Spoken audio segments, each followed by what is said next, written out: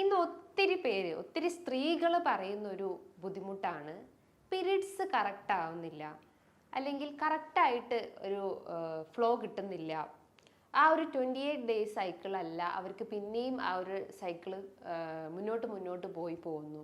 ഓവറീസിൻ്റെ അകത്തോ എന്തെങ്കിലും ഒരു ഇൻഫെക്ഷൻസ് അല്ലെങ്കിൽ STD പോലത്തെ എന്തെങ്കിലും ഒരു ഇൻഫെക്ഷൻസ് ആ ഒരു ഓർഗൻസിനൊക്കെ ബാധിച്ചിട്ടുണ്ടെങ്കിലും ഇത്തരം ഇറഗുലാരിറ്റി അല്ലെങ്കിൽ മെൻസ്ട്രൽ ഇറഗുലാരിറ്റി സ്ത്രീകളിൽ കണ്ടെന്ന് വരാം. തൈറോയിഡിൽ എന്തെങ്കിലും ഡിസ്ഫങ്ഷൻസ് ഉണ്ടെങ്കിൽ അത് ആദ്യം നമ്മൾ കൺസൾട്ട് ചെയ്ത് അതിന് പ്രോപ്പർ ആയിട്ടുള്ള ട്രീറ്റ്മെൻറ്റ് സ്റ്റാർട്ടപ്പ് ചെയ്യാൻ ശ്രമിക്കുക. ഈ പറഞ്ഞിട്ടുള്ള കാര്യങ്ങൾ അല്ലെങ്കിൽ ഇത്തരം കാരണങ്ങളാണ് ഈ ഒരു അസുഖത്തിലേക്ക് ലീഡ് ചെയ്യുന്നത്. അപ്പം നമ്മൾ ആ ഒരു കോസ് ആദ്യം ക്ലിയർ ചെയ്യാൻ ശ്രമിക്കുക. എന്നാലേ ഉള്ളൂ നമുക്ക് ആ ഒരു ഇറഗുലാരിറ്റി നമുക്ക് കറക്റ്റ് ചെയ്യാൻ പറ്റുള്ളൂ. ഹായ്, ഞാൻ doctor Juhi Das, Q&B health കെയറിലെ ഹോമിയോപ്പതിക് ഫിസിഷ്യനാണ്. ഇന്ന് ഒത്തിരി സ്ത്രീകൾ പറയുന്ന ഒരു ബുദ്ധിമുട്ടാണ് പീരീഡ്സ് കറക്റ്റ് ആവുന്നില്ല, അല്ലെങ്കിൽ കറക്റ്റായിട്ട് ഒരു ഫ്ലോ കിട്ടുന്നില്ല. ആ ഒരു 28 ഡേയ്സ് സൈക്കിൾ അല്ല, അവർക്ക് പിന്നെയും ആ ഒരു സൈക്കിള് മുന്നോട്ട് പോയി പോകുന്നു. ബ്ലീഡിങ് ആയാലും ഹെവി ആയിട്ട് കാണിക്കുന്നു. ചില ആളുകൾക്ക് സ്കാൻഡി ബ്ലീഡിങ് ഉണ്ടാവുന്നു. ഇത്തരം പ്രശ്നങ്ങൾ ഇന്ന് ഒത്തിരി സ്ത്രീകൾ അലട്ടുന്നുണ്ട്. അപ്പോൾ എന്തുകൊണ്ടാണ് ഇങ്ങനെ പീരീഡ്സ് ഇറഗുലർ ആയിട്ട് വരുന്നത്, എന്തൊക്കെയാണ് ഇതിൻ്റെ റീസൺസ് എന്ന് ഈ വീഡിയോയിലൂടെ നമുക്കൊന്ന് ഡിസ്കസ് ചെയ്യാം.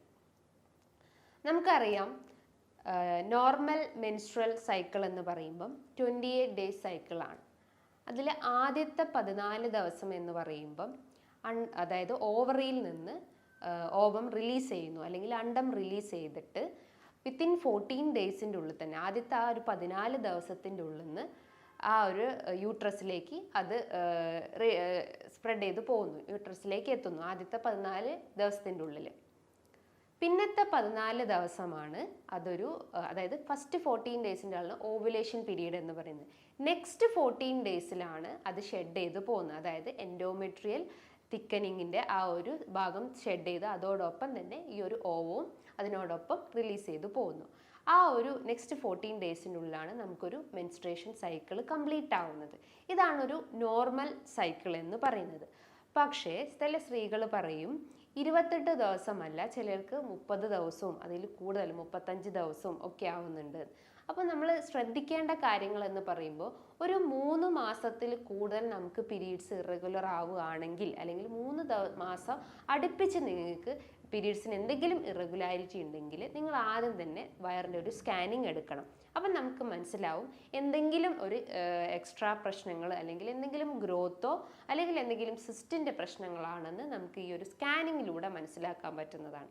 അപ്പം പ്രധാനമായിട്ടും ഈ ഒരു ഇറഗുലർ പീരീഡ്സിൻ്റെ കാരണങ്ങൾ എന്ന് പറയുമ്പം മെയിൻലി നിങ്ങൾക്കുണ്ടാവുന്ന ആ ഒരു സ്ട്രെസ് അല്ലെങ്കിൽ ടെൻഷൻ അല്ലെങ്കിൽ ആങ്സൈറ്റി പ്രശ്നം മൂലം നിങ്ങളുടെ ശരീരത്തിൽ ഒത്തിരി ഹോർമോണൽ ഇംബാലൻസ് വരും. നമുക്കറിയാം, ഈ ഒരു പീരീഡ്സ് അല്ലെങ്കിൽ മെൻസ്ട്രേഷൻ ടൈമിൽ നമ്മുടെ ശരീരത്തിൽ ഈസ്ട്രജൻ പ്രൊജസ്ട്രോൺ ഹോർമോൺ വേരിയേഷൻസ് നല്ല രീതിയിൽ നടക്കും. അപ്പോൾ അതോടൊപ്പം തന്നെ നമുക്ക് എന്തെങ്കിലും ടെൻഷനോ അല്ലെങ്കിൽ സ്ട്രെസ് പ്രശ്നങ്ങളുണ്ടെങ്കിൽ നമ്മുടെ ശരീരത്തിൽ എഗെയിൻ ആ ഒരു സ്ട്രെസ് ഹോർമോൺ ഉൽപ്പാദിപ്പിക്കുക, അല്ലെങ്കിൽ കോർട്ടിസോൾ പ്രൊഡക്ഷൻ അധികമാവും. അപ്പോൾ നമുക്ക് പിന്നെയും ആ ഒരു മെൻസ്ട്രൽ ഇറഗുലാരിറ്റി ഉണ്ടാവും. രണ്ടാമത്തെ ഒരു കാരണം എന്ന് പറഞ്ഞു കഴിഞ്ഞാൽ, അതായത് മുലയൂട്ടുന്ന സ്ത്രീകളിൽ, അതായത് ലാക്ടേറ്റിംഗ് വുമൻസിലൊക്കെ ഇത്തരം മെൻസ്ട്രൽ ഇറഗുലാരിറ്റി കണ്ടുവന്നിട്ടുണ്ട്. അതോടൊപ്പം തന്നെ ചില സ്ത്രീകൾ, അതായത് ഒരു അബോർഷൻ കഴിഞ്ഞിട്ടുള്ള സ്ത്രീകളിലും ഇത്തരം മെൻസ്ട്രൽ ഇറഗുലാരിറ്റി വന്നിട്ടുണ്ട്. ഇതൊക്കെ ഒരു അസുഖമായിട്ട് നമുക്ക് പറയാൻ പറ്റില്ല. ഇതൊരു ജസ്റ്റ് ഒരു കണ്ടീഷൻസ്, ജസ്റ്റ് ഒരു സിംറ്റംസ് മാത്രം, അല്ലെങ്കിൽ ആ ഒരു ഇറഗുലാരിറ്റിയിലേക്ക് ലീഡ് ചെയ്യുന്ന കുറച്ച് കാരണങ്ങൾ മാത്രമാണ്. നമുക്കൊരു അസുഖം എന്ന് പറയുമ്പം എന്തെങ്കിലും സിവിയർ ആയിട്ടുള്ള എന്തെങ്കിലും പെൽവിക് ഇൻഫ്ലമേറ്ററി ഡിസീസോ അല്ലെങ്കിൽ എന്തെങ്കിലും അസുഖം ആണെങ്കിൽ നമുക്ക് ഇത്തരം ഇറഗുലാരിറ്റീസ് കാണപ്പെടാം. അതേപോലെ തന്നെ ഒരു 40 അല്ലെങ്കിൽ 45 വയസ്സ് കഴിഞ്ഞിട്ടുള്ള സ്ത്രീകളിൽ ഇതേപോലെ തന്നെ ഒരു ഇറഗുലാരിറ്റി കാണുകയാണെങ്കിൽ അവരെ ബോഡി ഒരു മെനോപോസ് സ്റ്റേജ് അറ്റൈൻ ചെയ്തിട്ടുണ്ട്, അല്ലെങ്കിൽ ഒരു പ്രീ മെനോപോസൽ സിംറ്റംസ് ആണ് ഈ ഒരു ഇറഗുലാരിറ്റി ഇൻ പീരീഡ്സ് എന്ന് നമുക്ക് പറയാം. അതായത് ആ ഒരു ശരീരത്തിൽ ഈസ്ട്രജൻ ഹോർമോൺസിൻ്റെ പ്രൊഡക്ഷൻ അവിടെ റെഡ്യൂസ്ഡ് ആവും. അപ്പോൾ കൃത്യമായിട്ട് ഓവുലേഷൻ നടക്കുന്നില്ല. അപ്പോൾ അതുമൂലം അവർക്ക് പീരീഡ്സിൽ ഇറഗുലാരിറ്റി കാണിച്ചെന്ന് വരാം.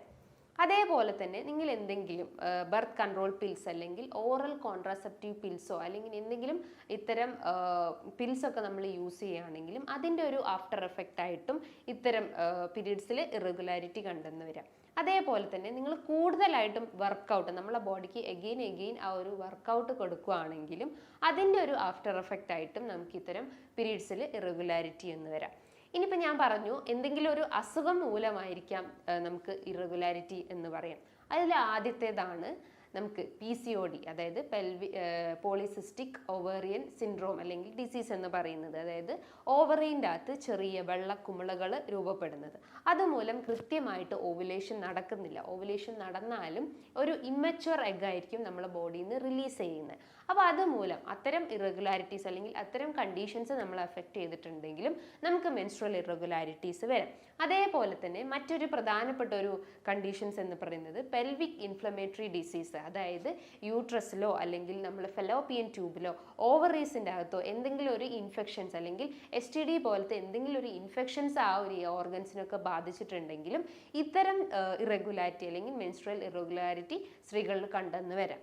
അതേപോലെ തന്നെ ഇന്ന് വളരെ കോമൺ ആയിട്ട് സ്ത്രീകളിൽ ഏറ്റവും കോമൺ ആയിട്ടുള്ള ഒന്നാണ് തൈറോയിഡിൽ ഉണ്ടാകുന്ന ഡിസ്ഫങ്ഷൻസ്, എസ്പെഷ്യലി ഹൈപ്പോ തൈറോയിഡിസം അതേപോലെ തന്നെ ഹൈപ്പർ തൈറോയിഡിസം കണ്ടീഷൻസിൽ.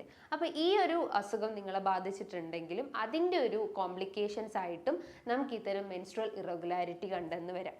അതേപോലെ തന്നെ അമിത വണ്ണുള്ള ആളുകൾക്ക്, അതായത് പ്രമേഹ രോഗികൾക്കൊക്കെ ആയാലും ഇൻസുലിൻ റെസിസ്റ്റൻസിൻ്റെ ഭാഗമായിട്ട് അല്ലെങ്കിൽ ഇൻസുലിൻ റെസിസ്റ്റൻസ് നമുക്ക് ബോഡിയിൽ വർദ്ധിച്ചിട്ടുണ്ടെങ്കിലും അതിൻ്റെ ഒരു കോംപ്ലിക്കേഷൻസ് ആയിട്ടും നമുക്ക് ഇത്തരം മെൻസ്ട്രൽ ഇറഗുലാരിറ്റി കണ്ടെന്ന് വരാം. അപ്പോൾ ഇത്തരം കാരണങ്ങളാണ് സ്ത്രീകളിൽ ഈ ഒരു പീരീഡ്സ് ഇറഗുലാരിറ്റി അല്ലെങ്കിൽ മെൻസ്ട്രൽ ഇറഗുലാരിറ്റീൻ്റെ റീസൺസ് ആയിട്ട് നമുക്ക് പറയാം. ഇത്തരം സിംറ്റംസ് അല്ലെങ്കിൽ ഇത്തരം ഇറഗുലാരിറ്റീസ് നിങ്ങൾക്ക് കാണപ്പെടുകയാണെങ്കിൽ നിങ്ങൾ എത്രയും പെട്ടെന്ന് തന്നെ ഒരു സ്കാൻ ചെയ്തിട്ട് അതിൻ്റെ പ്രോപ്പർ ട്രീറ്റ്മെൻറ്റ് സ്റ്റാർട്ടപ്പ് ചെയ്യേണ്ടതാണ്. ഒരു ഇറഗുലാരിറ്റി കാണുമ്പോൾ നമ്മൾ പെട്ടെന്ന് വെറീഡ് ആവാതെ നമ്മളെ ഡയറ്റും അതേപോലെ തന്നെ എക്സസൈസും അതേപോലെ തന്നെ നമ്മൾ ഉറക്കവും മെയിൻറ്റെയിൻ ചെയ്യാൻ ശ്രമിക്കുക. നമുക്കറിയാം അമിതവണ്ണമാണ് ഒരുവിധം എല്ലാ അസുഖത്തിൻ്റെയും ഒരു മൂലകാരണം നമുക്ക് പറയാം. അപ്പോൾ ഈ ഒരു അമിതവണ്ണം കുറയ്ക്കാൻ വേണ്ടിയിട്ട് നമ്മൾ നല്ല രീതിയിൽ വർക്കൗട്ട് ചെയ്യാൻ ശ്രമിക്കുക. വർക്കൗട്ട് എന്ന് പറയുമ്പോൾ നമ്മൾ വെയിറ്റിനെ കൺട്രോൾ ചെയ്യുന്ന രീതിയിലുള്ള എന്തെങ്കിലും ഒരു ലൈറ്റ് എക്സസൈസ് ഫോളോ ചെയ്യാൻ ശ്രമിക്കുക.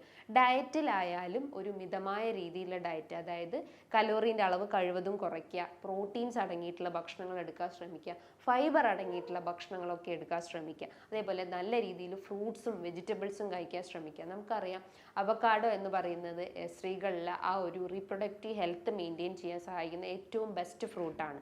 അപ്പോൾ അത് നിങ്ങളുടെ ഡയറ്റിൽ കൃത്യമായിട്ട് ഫോളോ ചെയ്യാൻ ശ്രമിക്കുക. ഇനിയിപ്പോൾ അയേൺ ഡെഫിഷ്യൻസീസോ അല്ലെങ്കിൽ കൂടുതലായിട്ട് എന്തെങ്കിലും അനീമിയൻ്റെ പ്രശ്നങ്ങളൊക്കെ ഉണ്ടെങ്കിൽ അതാദ്യം നമ്മൾ കൺട്രോൾ ചെയ്യാൻ ശ്രമിക്കുക. കാരണം ഈ ഒരു അനീമിയ അല്ലെങ്കിൽ നമുക്ക് ഹെവി ബ്ലീഡിങ് അല്ലെങ്കിൽ യൂട്രൈൻ ഫൈബ്രോയിഡിൻ്റെ ഇഷ്യൂസ് ഒക്കെ ഉണ്ടെങ്കിൽ അതുമൂലം നമുക്ക് മെൻസ്ട്രൽ ഇറഗുലാരിറ്റി ഉണ്ടാവും. അപ്പോൾ അതുമൂലം നമുക്ക് ഹെവി ബ്ലീഡിങ്ങിൻ്റെ ടെൻഡൻസി ഉണ്ടാവും അല്ലെങ്കിൽ പീരീഡ്സിൻ്റെ ടൈമിൽ എക്സസ് ആയിട്ടുള്ള ബ്ലീഡിങ് ഉണ്ടാവും. അതുമൂലം നമുക്ക് എന്ത് സംഭവിക്കും? രക്തത്തിൽ അയേണിൻ്റെ അളവ് കുറയും, ഹീമോഗ്ലോബിൻ്റെ അളവ് കുറയും. അപ്പോൾ നമുക്ക് അനീമിയ അല്ലെങ്കിൽ വിളർച്ചയുടെ പ്രശ്നങ്ങൾ സ്റ്റാർട്ടപ്പ് ചെയ്യുന്നതാണ്. അപ്പോൾ നമ്മൾ ആദ്യം ആ ഒരു കോസ് കൺട്രോൾ ചെയ്യാൻ ശ്രമിക്കുക. അല്ലെങ്കിൽ അയേൺ ഡെഫിഷ്യൻസി ആണെങ്കിൽ അത് ആദ്യം ക്ലിയർ ഔട്ട് ചെയ്യാൻ ശ്രമിക്കുക. അല്ലെങ്കിൽ ഹീമോഗ്ലോബിൻ ഡെഫിഷ്യൻസി ആണെങ്കിൽ അത് ആദ്യം ക്ലിയർ ഔട്ട് ചെയ്യാൻ ശ്രമിക്കുക. തൈറോയിഡിൽ എന്തെങ്കിലും ഡിസ്ഫങ്ഷൻസ് ഉണ്ടെങ്കിൽ അതാദ്യം നമ്മൾ കൺസൾട്ട് ചെയ്ത് അതിൻ്റെ പ്രോപ്പർ ആയിട്ടുള്ള ട്രീറ്റ്മെൻറ്റ് സ്റ്റാർട്ടപ്പ് ചെയ്യാൻ ശ്രമിക്കുക. ഈ പറഞ്ഞിട്ടുള്ള കാര്യങ്ങൾ അല്ലെങ്കിൽ ഇത്തരം കാരണങ്ങളാണ് ഈ ഒരു അസുഖത്തിലേക്ക് ലീഡ് ചെയ്യുന്നത്. അപ്പം നമ്മൾ ആ ഒരു കോസ് ആദ്യം ക്ലിയർ ചെയ്യാൻ ശ്രമിക്കുക. എന്നാലേ ഉള്ളൂ നമുക്ക് ആ ഒരു ഇറഗുലാരിറ്റി നമുക്ക് കറക്റ്റ് ചെയ്യാൻ പറ്റുള്ളൂ. ഇനി ഇതുമായി ബന്ധപ്പെട്ട് നിങ്ങൾക്ക് എന്തെങ്കിലും ഡൗട്ടുകൾ ഉണ്ടെങ്കിൽ താഴെ കാണുന്ന നമ്പറിൽ ബന്ധപ്പെടുക. നല്ലൊരു ഹെൽത്ത് ടോപ്പിക്കുമായി വീണ്ടും കാണാം. Thank you.